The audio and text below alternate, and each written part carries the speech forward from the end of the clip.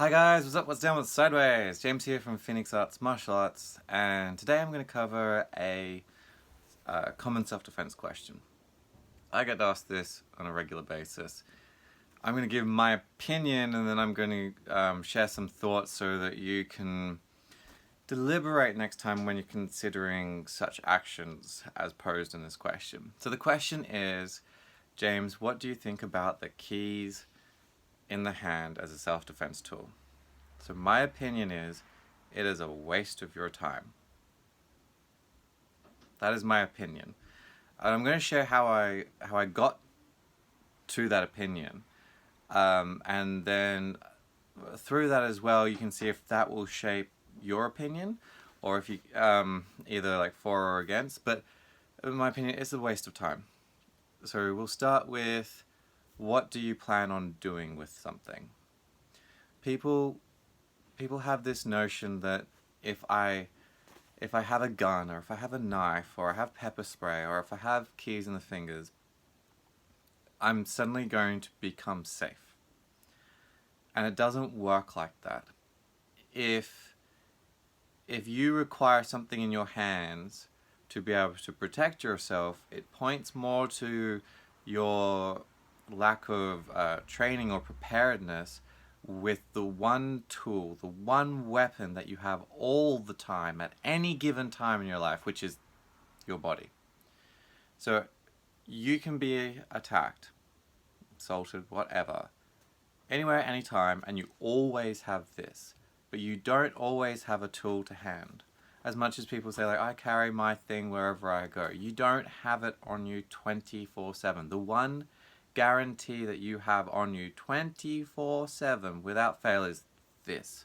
So if you require some sort of tool to use, it just points out an area that you're lacking in, and you should go and train that area, which is this. Now, our amplifiers, so things that we can put in and deal extra damage with, a good thing. Yes, anything to help you become safer, faster, with more efficiency and less energy expenditure. Yes, of course. I'm not knocking having a tool. So that's where that starts. And then we come to the keys in the hand specifically. When you have something in your hands, it's for an amplification of force. And you want to go to the next step, is like, what damage do I expect to cause with this? So we'll go to something very obvious. If I have a gun in my hand, I expect to cause the damage of a bullet going through the body. It's very obvious. If I have a knife in my hand, then I'm going to insert it into the body and cause internal injuries. If I have a stick or a bat and I apply it, I'm going to cause blunt force trauma, which can like crush, break, fracture. Okay, so not only do I have a tool in my hand, but I have an outcome of what kind of damage I can cause with it. So let's go with the keys in the hand. What damage do you expect to do with it? Okay, and people are like, I just want keys in my hand, I'm going to hit them. I'm like, but what damage? So scratching someone, if you're just putting your keys in your hand to scratch someone, well, these are designed for this. You can do that with your hand alone. Okay, and you don't need to train it or anything like that, you just apply it. Okay, and then these are really good in the eyes. And you just stick them in there and go for it. Alright, or latch on and go for it. So this is already designed. So if you're talking about scratching, these are already designed for it. Okay, and you don't have to be like, oh, I've got to get my keys, or I'm going to like pull my keys out and walk around and I'm going to use them. Like, they're already here, they're equipped, they're ready to go. Okay. The other thing is like, oh, I'm going to stab them with it. I was like, okay, so maybe if you've got a pointy key, you can stab them. Where do you plan on stabbing them? Oh, I'm just going to stab them. Well, once again, like, so if you've got a key and maybe it comes out this far, like, you've got to get very specific points to cause enough damage to stop someone from going after you, like, so there's so much effort for this little pointy thing to deal this damage, that it's just once again easier to use your fingers. Okay, use a part of your body. And then it comes to the structure of the tool and you. Okay, so you've thought about what damage you're going to cause. Maybe you can stick your key into a soft point and that deters them, or like if someone's really out to get you, you've got to cause an injury, which is stops that part working. You don't want to try and do what's called pain compliance. If you try, like, I'm going to stick this in them and that's going to cause them enough pain and that's going to cause them to back off, it just won't work in the real world. If they've chosen you to be their thing, their target, then you're their target. So yes, you can scare people off by creating resistance for them, but if they've decided that you're their meat and they're going for you, then you need to switch them off. So pain compliance won't stop them from doing stuff. Okay, if they're on some sort of drug or alcohol, their pain receptors are going to be lower again. So pain compliance, we don't train pain compliance in our school. It's once again a waste of time when it comes to actually defending yourself in a violent situation. So keys maybe cause pain, but not necessarily enough to stop someone. It doesn't cause an injury. But then let's have a look at it from the structure of the actual tool you want to use. You want to stick keys in here. So with that, if I make a fist and I put force through here, it goes through here, and so there's a line of force. Okay, if you don't hold your wrist right, it will blow out through your wrist.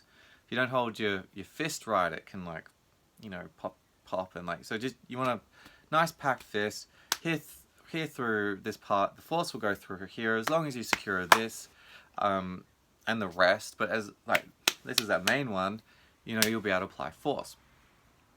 Now, who wants to put keys in their hand can take this packed fist and just on a punching bag, so not a human being, on a punching bag, take this fist and with all your force strike the punching bag with your fist. So for those who want to use the key as some sort of, without a key in your hand, can you take this and smash a punching bag at least 3 times in a row? Full force, so not holding back, not trying to not hurt yourself, like full force going into a punching bag. So if you can't even do that, a key is going to be useless. Okay, but let's say you can do that. Let's put a key in our hand. So the force goes through here when you do a punch. As soon as you put something in your hand, you start opening up your hand, which means these bones in here, so that there's just 1 bone for each line. And your wrist has 8 bones. So you start opening the bones up, right? And your force starts changing. So when I'm here, if I could make a perfect fist like this and have it coming out here, but still have the force going through here, there are actual martial art weapons that will sit on here and have the kind of like Wolverine's claws, so that way the weight and the force can actually go through here. So Wolverine's claws is most probably the better thing, but none of us can extend claws from here and retract them. Okay, so keys are going to slot in here. Now to bring them to a better firing line, I've got to open my hand. It starts opening this. Okay, can you do a push-up with your keys in your hand? So that's a static position. Like, no, James, it hurts my wrist, it's blah. Well, then imagine if you take the same keys and apply it with that full force you did on a punching bag before. Like, James, don't be ridiculous. My wrist is going to give out. Okay? So besides the fact that the damage it can cause is quite minimal for the amount of effort, the fact that you can't do it full force points out to it just not being a good idea.